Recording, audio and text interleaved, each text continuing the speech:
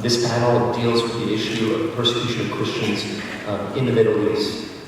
And with me we have a very distinguished group of scholars whose expertise range from Turkey to Iran and Arabic-speaking countries. You can find full biographies for each of the panelists in your program. So by way of a very quick introduction, to my left I have Professor Joshua Landis from the University of Oklahoma, whose contribution to this project is research on the state of Christianity in Syria and Iraq, as well as Lebanon. To my right I have Mariz Tadros from the University of Sussex in England, whose research for this has dealt with Egypt, Libya, and the occupied Palestinian territories, particularly Gaza. Elizabeth Prodromou of Tufts University, who will be speaking about Turkey and the situation in Cyprus. And finally, at the end of our panel, Professor Christian von Gorder, who will be speaking about Iran and the Kingdom of Saudi Arabia. This is the first panel. We'll have several more. And so to give you a sense of how these panels will work, I, as the moderator, will effectively be facilitating conversation. No one has prepared remarks. Rather, we'll have an interactive sort of discussion for the first, I'd say, 45, 50 minutes, and then we'll open up conversation to all of you. At that time, I will invite people to come down to the two microphones and pose their questions to the audience. So with that, we'll dive in. I think it's appropriate maybe to start with Joshua Landis. The issue of Syria and Iraq and the Islamic State is on everyone's mind. And so if I can kick off the panel by asking Josh, how has the status of Christians in Syria and Iraq changed in the context of the violence? And maybe if I could push you to talk a little bit about how these different threats to the state of Christianity differs. We pay great attention to ISIS, but ISIS is simply one actor in this mosaic of different groups that have endangered these communities. So. Thank you, and it's a great pleasure being here, and thank you for inviting me today. I think the best way to look at what's happening in the Levant today is to put it in the context of nation building. And I talk about what I call the great sorting out, and that is in these multi-ethnic empires, from the Russian Empire, German Empire, Austro-Hungarian, and Ottoman Empire after World War I, multi-ethnic, multi-religious lands that were shattered at the end of World War I. And new nation states created from Poland to Palestine. Great insecurity for minorities, a zero-sum game. And during World War II in Europe, you got the great sorting out. Poland, 64% Polish before the war. By the end of the war, 100% Polish. Czechoslovakia, 32% minorities, all gone by the end of World War II. And that's the situation right now through Central Europe. Ethnic nationalism, of course, was the dominant reorganizing principle. The borders of the countries that were laid down in the Paris Peace Conference were not changed during this great sorting out, but the people were changed to fit the borders. And the minorities, of course, were ethnically cleansed or exterminated, like the Jews. But 12 million Germans were ethnically cleansed from Central Europe. 3 million in Czechoslovakia, millions in Poland, right down, even a little Crimea had 5% Germans. Hitler used them as a collaborative elite. Stalin retook it, all of them marched off to Siberia or fled. And that's in the Levant. We're seeing, I believe, today, a great sorting out. But rather than a purely ethnic outline, it's a religious outline. Religious nationalism is the dominant feature of this great sorting out. We've seen the Jews already sorted out from Europe and from the Levant. Baghdad, biggest single religious community in World War I, Jews. Today, Israel, of course, has collected those Jews and displaced Palestinians. But that sorting out is going on with ISIS. ISIS lands, the minorities are wiped out. Whether it's the Sabians, the Yazidis, the Christians, they're all gone. In fact, in rebel lands, writ large, in Syria and in Iraq, the minorities are gone. They're fleeing. Even if the ideology of jizya is not so neat in a rebel territory. territories. The insecurity, the triumphalism of Islam, the notion that there's going to be a new political community created around the precepts of Sharia law is terrifying for Christians. And they leave. And this leaves us then with this question of what will happen to the Assad Syria. Will it prevail on the coast with minorities protected, or will it collapse? The United States seems to want a Sunni ascendancy in Syria, which of course has thrown the Christian communities into complete panic, because it means the end of it. That's what they see. And we heard from our distinguished speakers yesterday what that means to them, the insecurity, being completely thrown open, vulnerable to a world which is being reorganized on religious, national basis. Thank you. Thank you so much, and I think that's a good segue to maybe shift geographically slightly to ask Elizabeth about the situation in Turkey as well as in Cyprus, a part of the Middle East that has known these themes, but at a slightly earlier period in history. So if I could ask you to maybe comment on the manner in which maybe events as they unfold in the Middle East today reflect or do not reflect what happened in the 1910s and in the 1920s in Anatolia as well as in Cyprus. Okay, thank you. And again, thank you to the organizers. It's an honor to be part of this.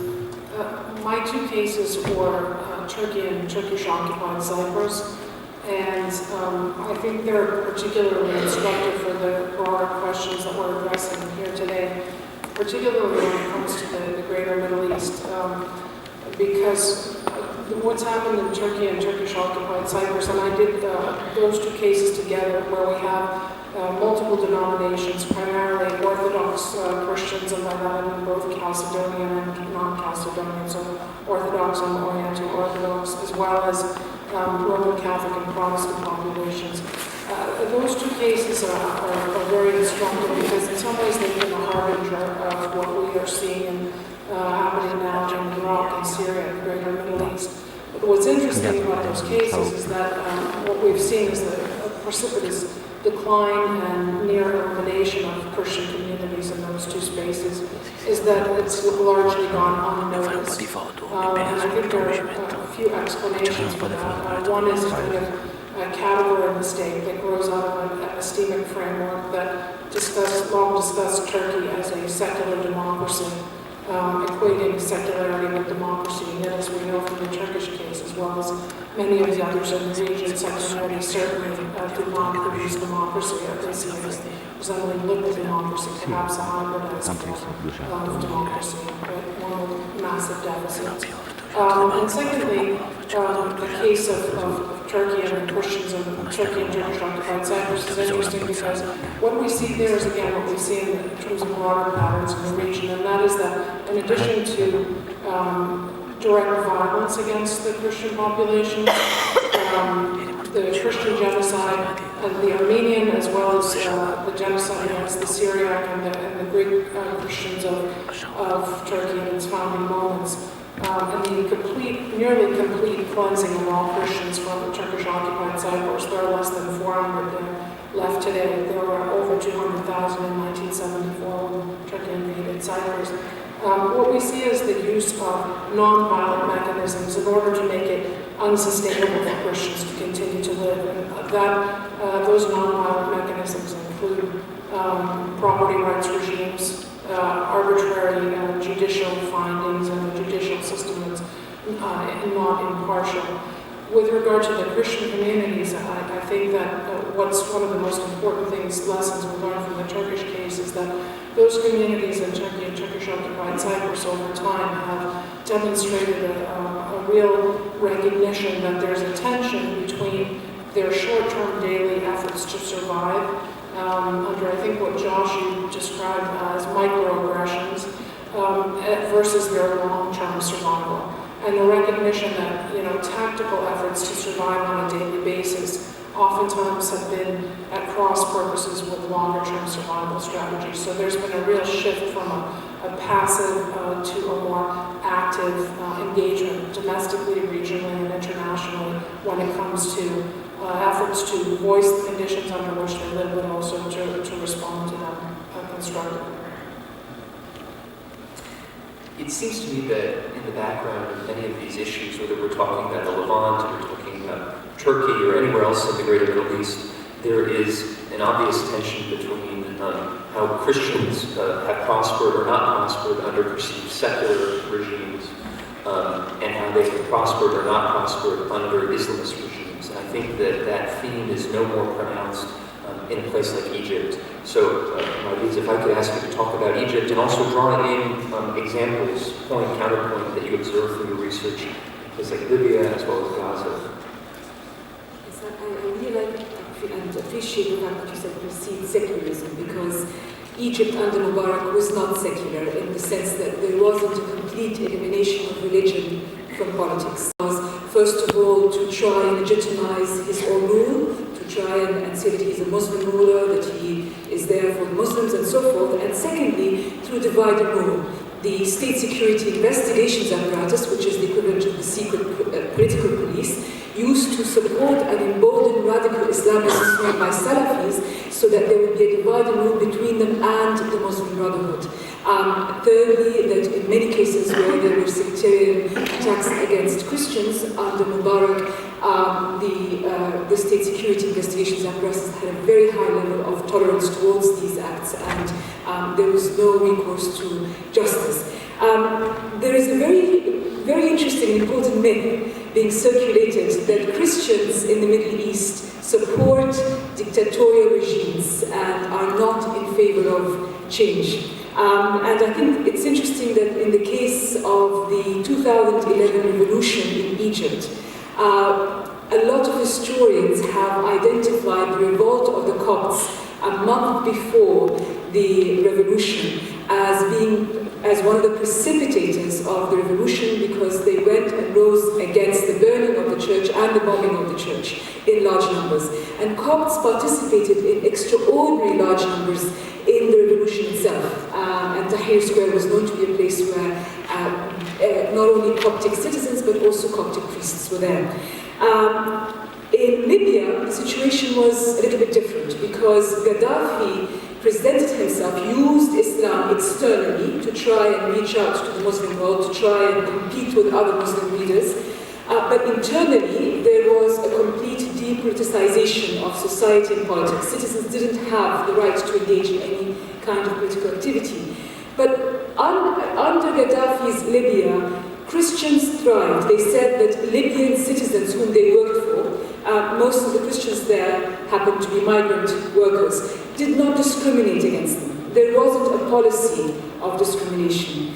In Palestine, the Arab Christians, whether they are in the West Bank or Jerusalem or Gaza, they played a fundamental role in the resistance against the Israeli policies, and they were some of the pioneers in forming Arab nationalist thinking. However, what we have observed are different shades of authoritarianism.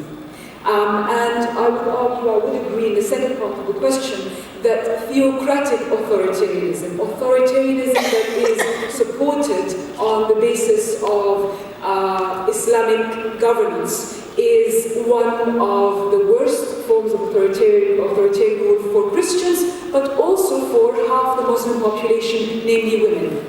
And in that sense, what we saw happening in Egypt and in Palestine and Libya was very similar after the Arab revolts. In Egypt, what we saw under President Morsi's more Islamist form of authoritarian rule was an emboldening of radical Islamist movements to attack Christians. We saw this very clearly in parts of Sahner. We also saw signals given to society that it is okay to be discriminatory, to be prejudiced against Christians. These were not formal signals, but they were signals to society that the government will turn a blind eye. So what we saw, in fact, was increasing encroachment on Christians in Egypt in ways that had been unprecedented before.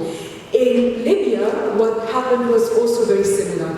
The coming to power of the Muslim Brotherhood in 2012 in Egypt had an extraordinary negative impact on Christians in Libya.